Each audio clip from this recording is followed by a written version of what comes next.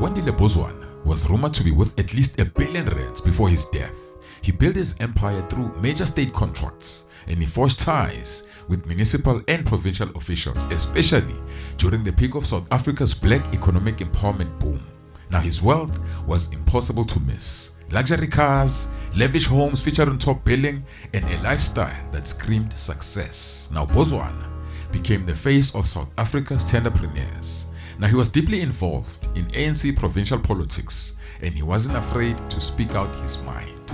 Now his public criticism of Supra Mahumapelo and the Northwest government made him powerful enemies. Now some say he was cut off from lucrative contracts after exposing alleged tender corruption, a move that may have sealed his fate. Now his assassination shocked the nation. Bozwana's death became a chilling symbol of South Africa's political killings tied to the tender system, a world where money, power, and hitmen often meet. Now in this episode, we dive into the shady figures behind the head of Wandile Bozwana and uncover how greed and betrayal turned one man's empire into his death sentence.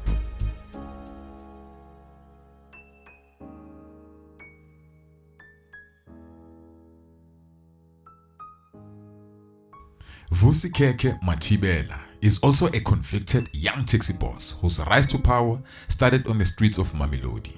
It is said that Vusi dropped out of high school to join the family business as a taxi driver. Now his uncles were influential figures in the Mamelodi Taxi Association. But during the violent wars of the late 2000s, where there was infights within the Mamelodi Taxi Association and also rival factions fought viciously for control, some of his uncles were killed. Now after their deaths, Vusi used his family connections and resources to take over the business, but stepping into that role also meant inheriting his family's enemies, both inside and outside the association. So determined to survive, Vusi founded an armed security company known for its aggressive tactics. Then over time, he climbed the ranks of the taxi industry, becoming one of the most feared and talked about figures in Mamelodi.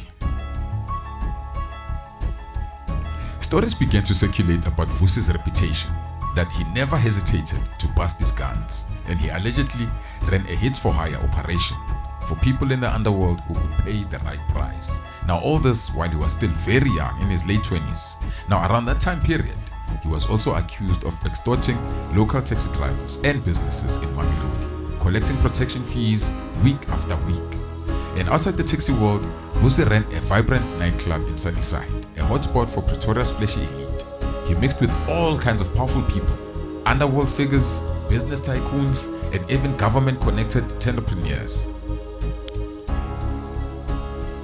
Now young as he was, Vusi wasn't just another taxi boss. He had become a name whispered with fear and respect across Mamelodi and Pretoria. One thing that young government officials and entrepreneurs are famous for, it's their lavish lifestyle. Wild parties, flashing cash, and spending nights in exclusive nightclubs surrounded by expensive women. Now as a club owner and a street hustler, Vusi knew exactly how to move in these circles. He mixed with the powerful and the wealthy, forming business relationships that went far beyond the dance floor. Now one of the men Vusi grew close to was Wandile Bozwana, a high-rolling entrepreneur making millions through deals with the Northwest government. Now Bozwana had deep ties with certain shady officials accused of rigging tenders to benefit their own networks. He was known for his massive property empire, much of it made up of government buildings he had bought for next to nothing, only to lease them back to the state for a much higher price. It was a brilliant yet suspiciously convenient way to multiply his fortune. Now before becoming a businessman, Bozwana had served as a police officer in the 90s.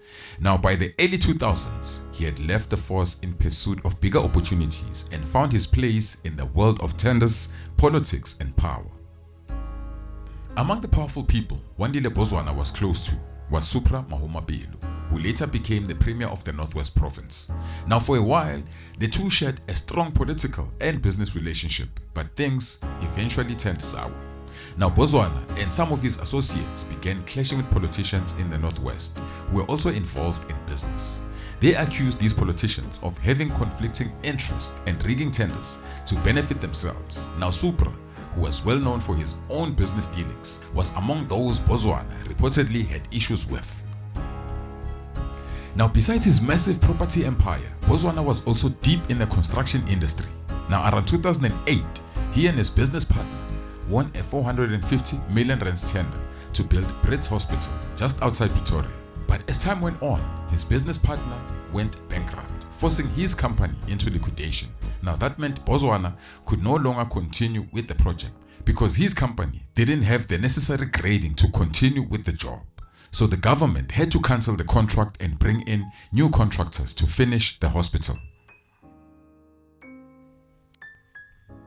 Bozwana accepted the decision, but he demanded to be paid for the work his company had already completed. Now, at first, the government agreed, but after Bozwana's fallout with Supra Mahomapelo, his money from the Northwest government never came, and that's when the real problems began.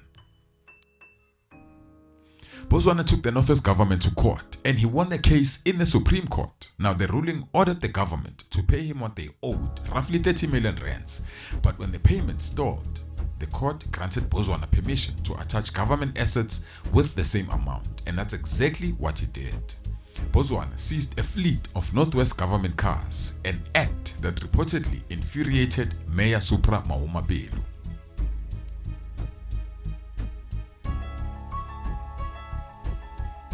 While all of this was unfolding, Floyd Mayweather had just visited South Africa to promote his 2015 fight against Manny Pacquiao. Now, before the fight, Fikile Mbalula was heavily involved in Mayweather's local campaign, and he also happened to be close friends with Bozwana. Now, according to insiders, it wasn't unusual for Mbalula to borrow money from Bozwana. So before the Las Vegas fight, Bozwana allegedly lent Mbalula 1 million rands, which was deposited into a local DJ's bank account. Now, both Mbalula and the local DJ flew to Las Vegas to watch the fight live. But soon after, their friendship began to crack. Rumors surfaced that Bozwana was angry at Mbalula and wanted his money back. Some even claimed there were heated text messages exchanged between the two. Now, interestingly, Mbalula was also known to be friends with Vusi Khekhe around the same time. Not long after, in what seemed like an attempt to resolve tensions or perhaps something deeper, Bozwana, Vusi Khekhe and Mbalula met at Empress Palace in Kempton Park for a private meeting. Between the back and forth with the Northwest government and the money he was trying to get back from Fikile Mbalula, Wandile Bozwana had too many powerful people against him. Now, on October the 2nd, 2015, Bozwana was out with a business partner, though some say it was his girlfriend, when they drove to Sandton City Mall for shopping, and they also stopped at a beauty spa. Now, what they didn't know was that they were being watched all day. A 10 million rands hit had been placed on Bozwana's head. Now, Vusi Khekhe, acting on someone's orders, had organized 2 shooters and weapons and planned to hunt Bozwana that day. Now, the hitman followed Bozwana for most of the day, tracking his every move until he and his companion drove back to Pretoria.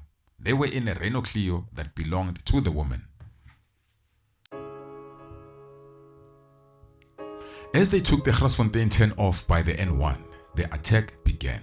Khekhe and the shooters pulled up in a BMW M3 and opened fire, riddling the car with shots.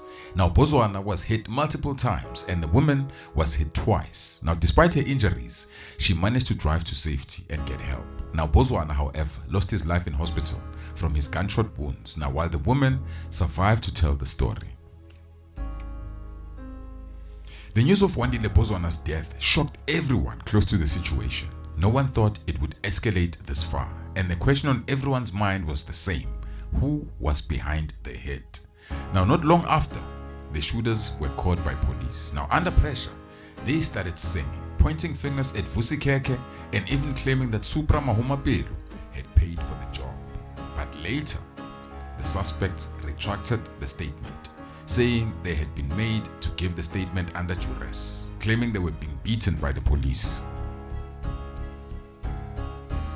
Soon after, Vusi himself was named a suspect in the assassination. Now, he handed himself over to the police and denied all allegations and was granted 50,000 rands bail. Now, while out on bail, reports say Vusi became more aggressive with his extortions in Mamelodi. Now, rumors also circulated that a corrupt cop has smuggled his passport back to him, allowing him to take a family holiday to Mauritius, and later he tried to travel to Dubai, but that's when he was caught for violating bail, still carrying his passport. Around the same time, more people accused him of extortion, but the cases were dropped out of fear of retaliation. You see, Vusi's reputation alone was enough to keep people silent, and it was later discovered that Fikile Mbalula had been in contact with Vusi Khekhe on the day Bozwana was laid down. Now, when investigators pieced everything together, including the communications between Mbalula and Bozwana and the fact that the three had met just 2 days before the hit, the police grew very interested in Mbalula and what role he might have played. Mbalula was called in for questioning, but he was never considered a suspect. Now, eventually, the court found Vusi Khekhe guilty of carrying out Bozwana's assassination. Even under pressure, Vusi Khekhe never revealed who ordered the hit. Now, to some in Mamelodi, Vusi is seen as a Robin Hood-like figure, providing jobs and protection to the community, but to law enforcement and rival businessmen, he's a dangerous criminal, using fear to control local business and politics.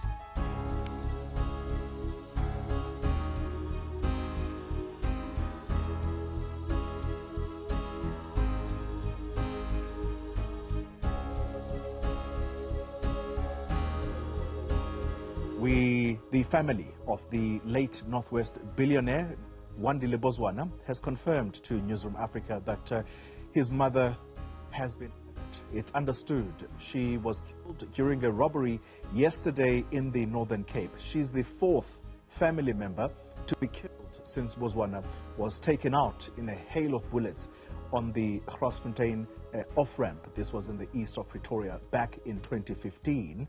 Joining us now is the brother, Mafias Bozwana.